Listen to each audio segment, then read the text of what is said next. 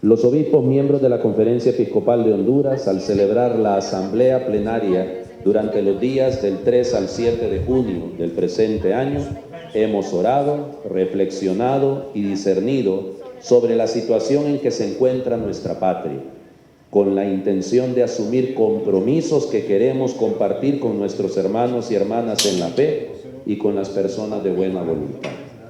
Consideramos que los principales problemas que más preocupan a la ciudadanía son el alto costo de la vida, el crimen y la violencia, el desempleo, las deficiencias graves en los sistemas de salud y educación, la corrupción.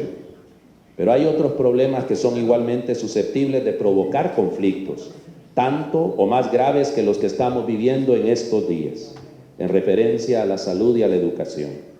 Problemas en la forma de legislar del Congreso Nacional de Honduras, problemas en las decisiones del Ejecutivo, en las crisis de empresas estatales, en los servicios de energía, agua, transporte, etc.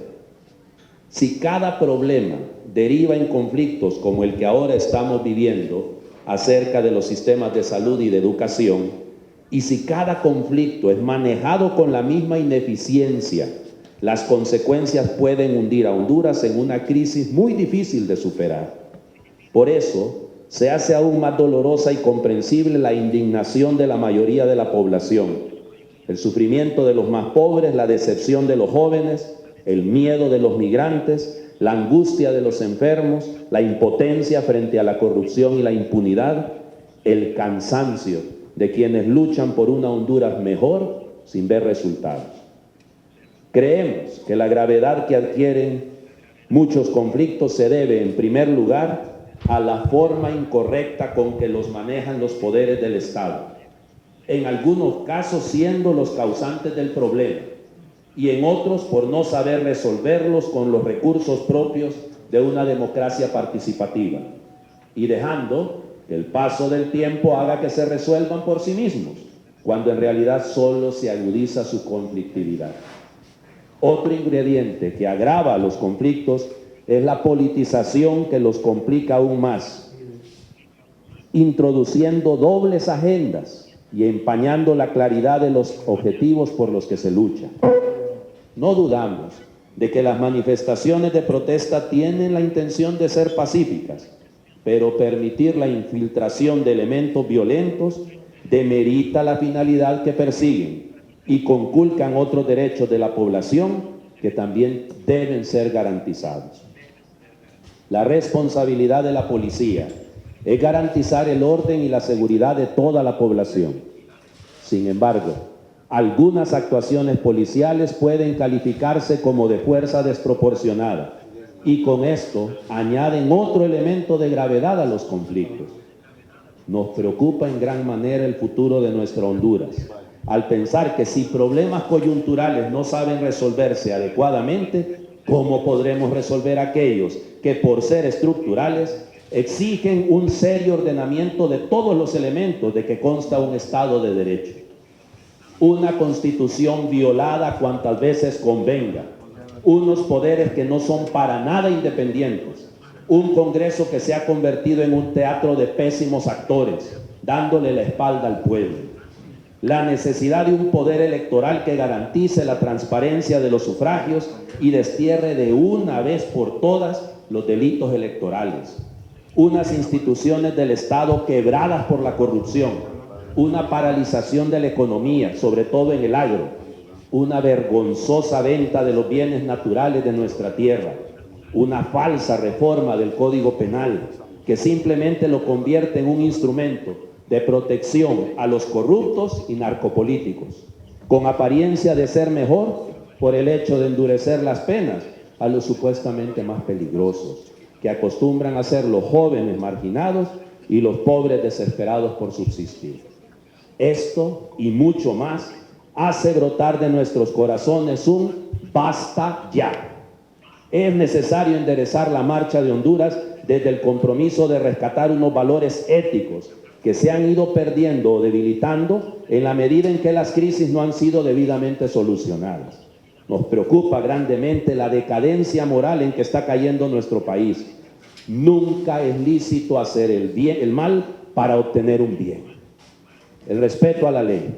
Obligación de la autoridad es emitir leyes justas conformes a la dignidad de la persona humana y en orden al bien común. Cuando no actúa así, la autoridad se vuelve ilegítima y pierde el derecho a ser obedecida.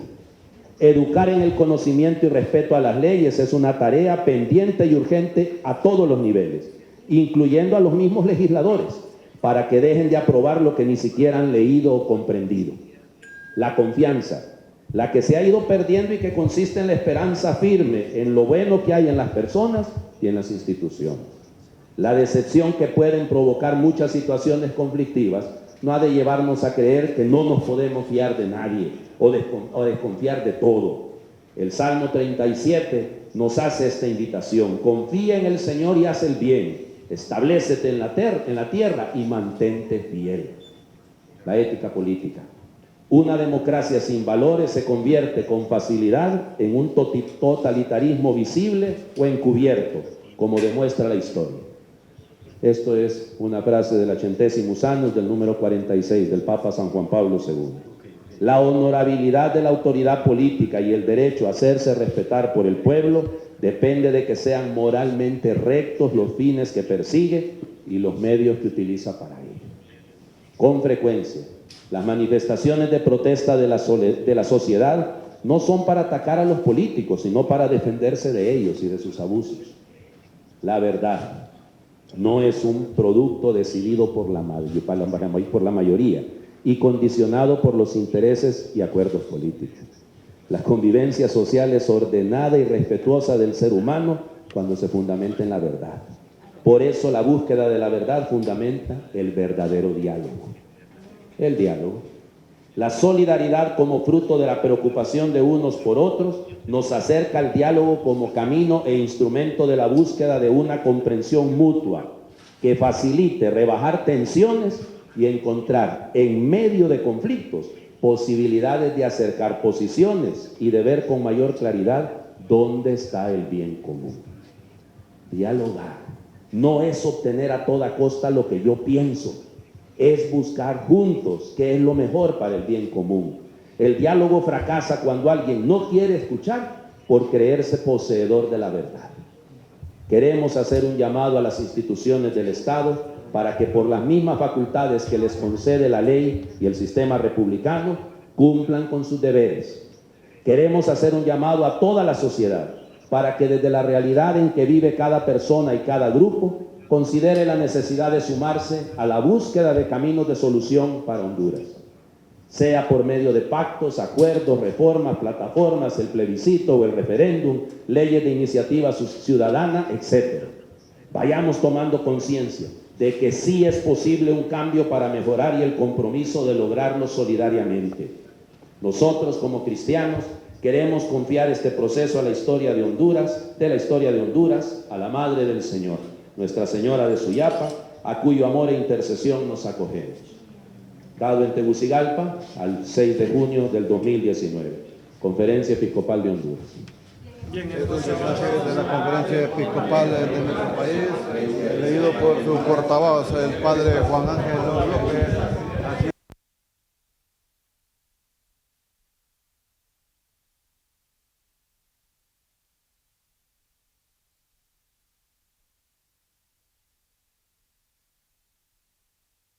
Diferentes problemáticas que pasan en el país. Se ha visto Ahorita escuchamos en algunas crisis, preguntas sobre que todo se hacen el sector compañeros de la educativo y prensa, social del mientras país. el Gracias. padre va contestando. Sí, sin duda, y hay que volver y remitir al comunicado porque nos habla de la polarización y nos habla sobre todo también de la necesidad que tenemos todos de entender. Miren, esta situación de educación y de salud es coyuntural porque es una situación particular provocada por aquellos famosos PCM, pero no es estructural.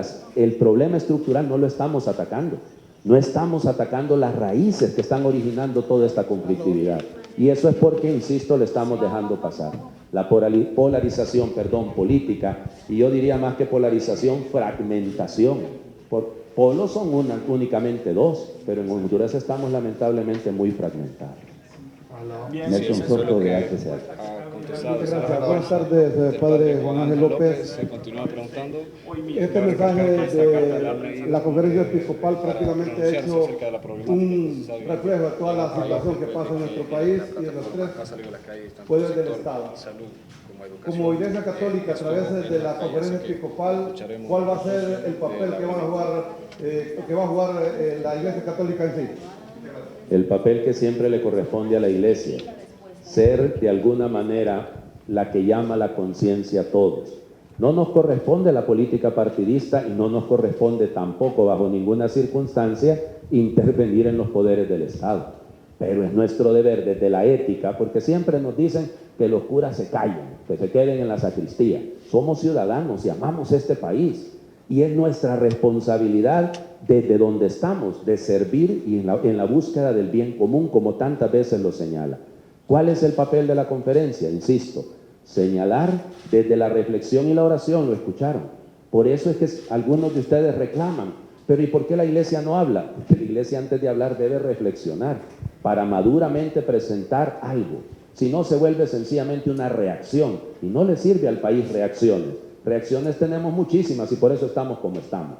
Necesitamos personas proactivas, personas capaces de reconocer sus errores y estar dispuestos a cambiar.